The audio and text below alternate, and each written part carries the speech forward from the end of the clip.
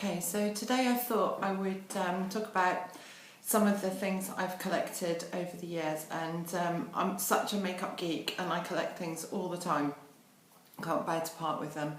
And so today I thought I'd focus on things from Chanel, and it's a mix of press materials, things that journalists get sent, and just general sort of makeup. So the first thing is this gorgeous little thing that you'll see in a minute that came as a promotion for Chanel Chance fragrance, and inside the box it's just got this gorgeous little hold on a minute, just all these pretty little flowers, and you hang them somewhere, or I guess you could perfume them, but they just came inside this little box, and it's just so pretty, and obviously I can't bear to part with it, which is why it's still in my... In fact, this is probably the first time it's been out since I got it and opened it and thought, right, that's a keeper.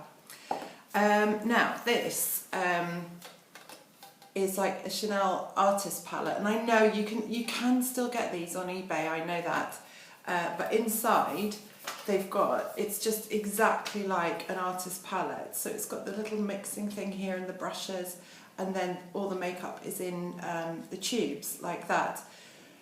And I remember buying this in Las Vegas and paying really masses more than I would have paid if I'd bought it here, ironically. But I didn't know that. I thought I was getting a very good deal on it for some reason. But there you go, that's another of my absolute favourites, will never part with.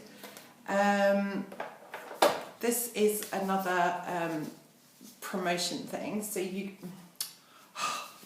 this is another promotion thing. And obviously it's for Rouge Allure. So you get this big, and it was a press thing. So you get a big, this big chunky book, and you open it up, and inside it's got all these glossy pictures, which are absolutely fantastic. And then when you open final page, there is gorgeous lipstick inside it. So absolutely love that, in the keep pile. Now, what shall I show you next? Okay, yeah, one of my absolutely favourite little palettes from Chanel, which is the Radiant Glow highlighting powder, and there it is.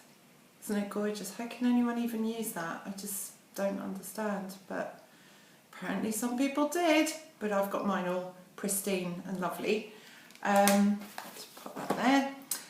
The next thing are the 4 flowers of Chanel, which I couldn't believe when I saw. I remember getting this through the post as a sample and thinking it was actually one of the most beautiful little palettes I'd ever seen.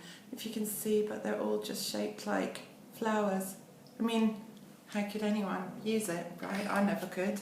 I remember I did feature it a lot because I was just thought it was so pretty. Actually, Chanel just don't do this kind of thing at the moment anymore, and I don't know why not, because it was such a super kind of selling point to be completely different to anyone else.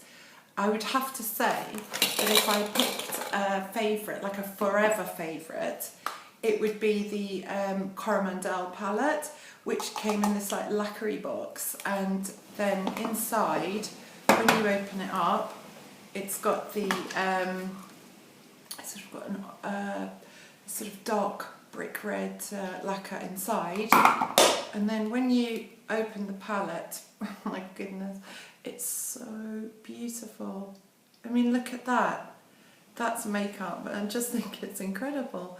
And I was lucky enough to go on a trip to Chanel's apartment, and she used to collect these Coromandel screens, and from what Coromandel is the name of a big type of wooden screen, and I think from memory that Coromandel is actually a place in India where they make the screens, and they're also intricately carved. And when I went to the apartment, I could just see the reference, because she had these screens absolutely everywhere, and that is one thing that Chanel's really good at. So whether you realise it or not, a lot of their products, particularly the standout palettes like that, have reference back to either where she lived or how she lived, or there's some direct reference back. It's not just some meaningless creative thing.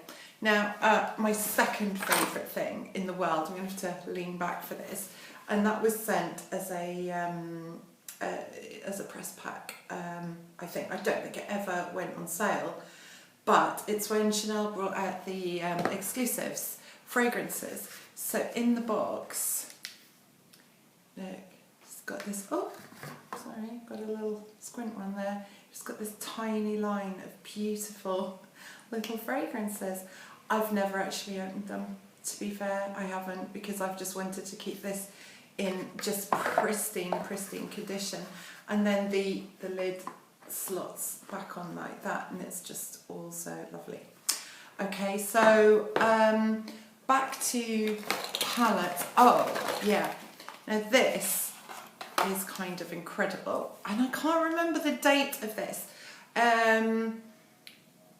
I think the oldest thing that I have is the artist palette. That was my first thing that I really thought, right, I'm collecting this stuff from now. But it's this this lip gloss, and it's holographic, so it's a completely clear lip gloss, and then those C's that you see, they can't really get it on camera, but those things that you see are completely holographic, and they sort of, they oh yeah, there, I've got it. They move about. So clever, hey, in a lip gloss. So obviously never used that. Just looking at the time, right, okay. I think my final thing, actually saying that the artist palette was the first thing, I think this might have been the first thing, which is the Jeans de Chanel palette, where they did like this gorgeous sort of denim look palette. So pretty. Anyway, I've got so many of these, it's almost embarrassing, but that's what I do when I'm being a beauty geek, is collect these beautiful beauty things. Anyway, that's it, bye.